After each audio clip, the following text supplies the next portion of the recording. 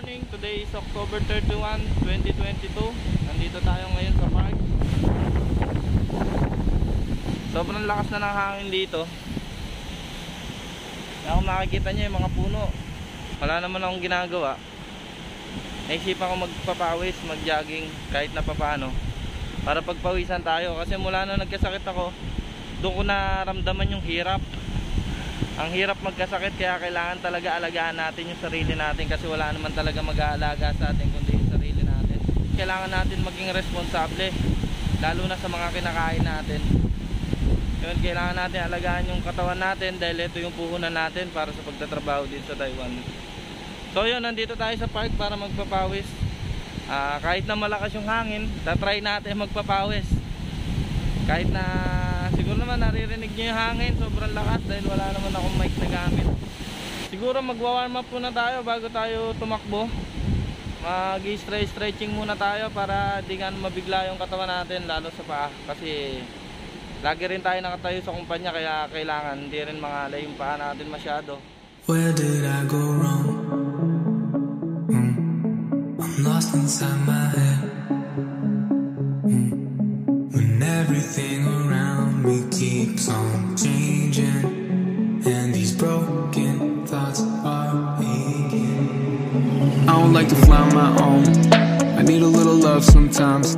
When the lights go dim and I'm outside in, she's the only one that still feels right. And she know how it goes. One day I'm the most, next day I'm a joke, headed down that slope. Then I float to the coast with a lump in my throat. Say, will you stand your ground if I lose mine? Even if it takes me a long time to realize that I'm wrong and I'm singing a song with lyrics that don't rhyme. I keep fading away to a place that don't feel safe, and I pray that I wake up one day. I'm falling to pieces, I'm breaking apart. I'm ready to fix this, but where do I start? Where do I start? I'm falling to pieces, I'm breaking apart. I'm ready to fix this, but where do I start? Where do I start? Where do I? The only way to cope is to escape. A little piece of heaven in my veins. This promise that I never wanna face. I pull the pin and now it's getting late. So yung kayari natin mag-stretching ng konti para hindi tayo mabigla sa pagtakbo. So yun, papawis muna tayo. Let's go! So yun, pagkatapos ng 5 ikot na walang hintuan, pagod ako. Minto muna tayo para umikot na isang beses na lakad.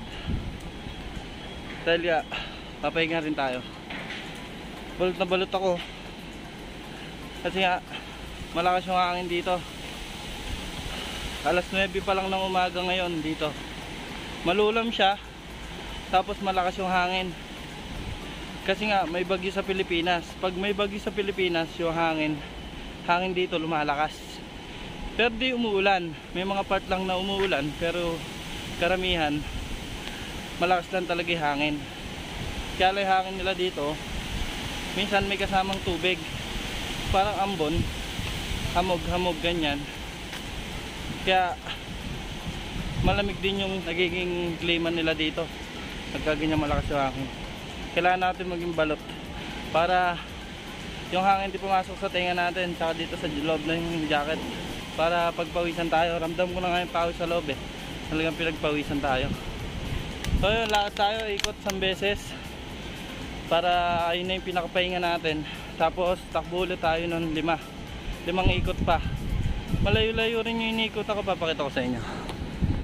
Ayan, ayun yung iniikutan ko. Nagsimula ako dito, yan, ikot ako dito, yan, lahat ng gilid ng ano na yan, ng tubig, lahat ng gilid ng park na yan, inikutan ko, yan.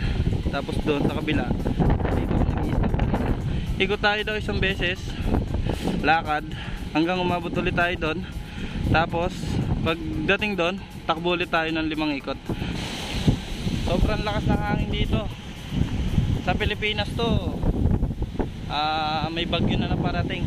Ibig sabihin, kasi sa Pilipinas pag gantong mahangin na malakas, bagyo na talaga. Dito parang normal lang siya. Malakas yung hangin, parang hinahatak din.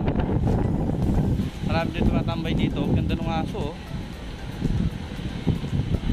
Pinapawalan lang yung aso nila dito. Ganun nyo, yung aso. Mapawala lang. Tapos sa inyo amo niya. Yung aso. Ano kaya kung hindi ko alam kung anong klaseng aso. Tapos ito yung amo niya. Pinapawalan lang nila dito.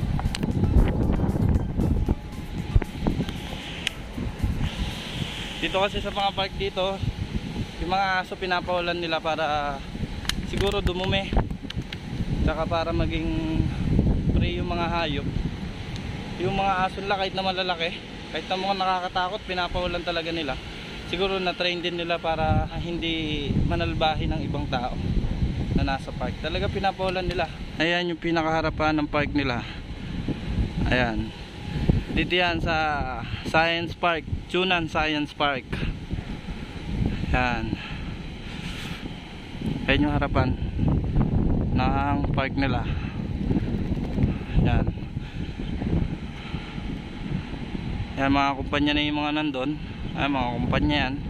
Dito kasi parang sa Pilipinas, parang sa SBMA. Where did I go wrong? I'm lost inside my head. When everything around me keeps on changing, and these broken thoughts are aching. I don't like to fly on my own. I need a little love sometimes. When the lights go dim and I'm outside in, she's the only one that still feels right. And she know how it goes.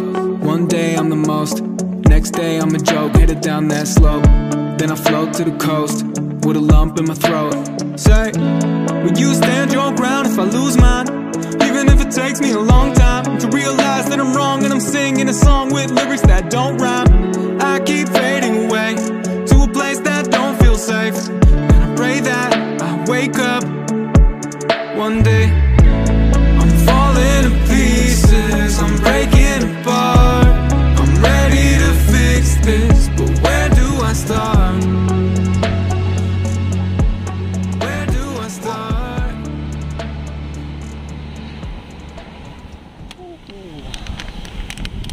So yun guys, kayari natin mag-jogging. Nakasampung ikot tayo, palima-lima. Tapos ngayon lakad ulit tayo, lakad muna ulit tayo, ikot muna tayo bago tayo umuwi. Napagod ako kasi sa Pilipinas di naman talaga ako nagja-jogging. Nagja-jogging lang ako doon kapag may liga kami nasasalihan. Kailangan magpakondisyon para hindi hingalin sa liga. Nagja-jogging lang ako kapag trip lang, kapag naisipan lang. Pero ngayon baka balak kong gawin na siya tuwing off ko, kahit na isang beses lang sa off ko. Tapos yung isang araw sa off ko, sa day off ko, eh yun na lang yung siguro yung magiging pahinga ko, na talagang pahingang-pahinga. So yun, pinagpawisan naman tayo kahit papano, kahit na sobrang lakas ng hangin dito, kahit na malamig, pinagpawisan tayo. Nakapagpapawis tayo dahil sa naka-windbreaker tayo. Di natin ganong ramdam yung hangin. Malakas yung hangin pero hindi siya ganong tago sa balat natin, kaya pinagpapawisan pa rin naman tayo. Sobrang lapit lang nito sa dorm namin, talagang nilalakad ko lang. Ngayon ikot muna tayo isang beses, tapos bago tayo umuwi, kasi kailangan na natin magpahinga para makapaligo tayo. Tapos kain tayo ng lunch kasi magtatanghalian na. Late na tayo nakapag-jogging kasi nga nais pa namin yung mga lutuan namin sa dorm, kasi nga bawal talaga magluto sa dorm namin, bawal yung mga lutuan. Pero yung mga ano namin, yung mga coordinator namin, syempre naiintindihan din kami, mga Pilipino rin, naiintindihan din kami kapwa Pilipino, na kailangan namin talaga magluto kasi syempre Hindi naman lagi dito bili ka ng bili, wala nang matitira sa sahod mo pag palagi kang bili ng bili dito sa Taiwan. Kaya kailangan mo rin magtipid, magluto. Kami dito sa Taiwan, kami mga OFW, kahit saan ka mang bansa, mas makakatipid ka kung magluluto ka, mamimili ka, ikaw mismo yung magluluto, para masave mo yung ibang pera mo, hindi mo magastos, matipid mo, para pagdating na sahod may maipadala ka, kung titira ka lang ng pambudget mo. Kasi pag binili mo lahat ng kailangan mo dito, talagang lagi bili, talagang mauubos yung sahod mo, baliwala lang din pinunta mo dito. Siyempre kailangan dito tayo para makaipon, para mapagtrabaho, para mabili natin yung mga gusto natin, at para sa future natin. Kaya kailangan talaga natin magtipid. So yun, tinago namin yung lutuan namin kasi nga magkakaroon ng inspection ngayong araw. Hindi namin sure kung ngayong araw, kasi sabi nung last week next week daw ang inspection. Binigyan kami last week na ayusin ang mga gamit namin, pero kanina lang namin umaga na ayos, maaga kami gumising, naayos namin, tinabi namin yung mga lutuan namin. Hindi ko alam kung nag-inspection na sila o hindi pa, malalaman natin yung pagka umuwi tayo. Sana naman di makita, sana namin tinago namin sa may maleta siguro naman di nakakalkalin yung maleta. So yun guys, papakita ko lang sa inyo dito kung gaano karami ang nakaparadang motor dito sa tabindaan malapit sa amin. Yan, lalakad pa rin tayo paikot, malapit na tayo. Makikita nyo doon lang yung dorm namin. Ayun, nakikita nyo yung building na yun, tapos dito lang yung dorm namin, kaya napakalapit lang. Makikita nyo, ayan, tignan nyo kung gaano karami yung motor dito sa tabindaan. Ang dami nyan, sobrang dami nyan, siguro sa mahigit 100 na yan. Mga motor yan ng mga empleyado dito, kasi may ginagawang kumpanya dyan, bagong kumpanya. Ayan yung mga motor ng mga empleyado nila. Ayan, dami dami. Karamihan ng motor dito automatic, mga automatic na motor, kasi maraming stoplight dito. Kaya hassle kung ang motor mo ay manual, di-cambio. Pagka nagdi-cambio ka na motor, maya't maya nasa stoplight ka, maya't maya magbabawas ka, magdadagdag ka. Kaya hassle sa kanila. Marami dito, ang gamit nila na motor ay matic, mga 125cc, 150, yan, ganyan. Pero karamihan 100 yan, mga scooter. Yan yung gamit nila dito ng mga motor, kasi nga sobrang hassle pagka ginamit mo ay manual na motor. Kasi bawat kanto talaga dito maraming stoplight, puro stoplight. So yun, hanggang dito na lang yung vlog ko, at pauwi na rin tayo. Nakaisang ikot na tayo, huling ikot, at dito ko natatapusin yung vlog ko dahil uuwi na rin tayo. Kailangan na rin natin magpahinga para makaligo at makapagpahinga na, makakain ng tanghalian. So yun, hanggang dito na lang. Dito ko muna tatapusin yung vlog ko. Maraming salamat sa panonood. Lagi kayo mag-iingat, mahal kong Pilipinas. Salamat.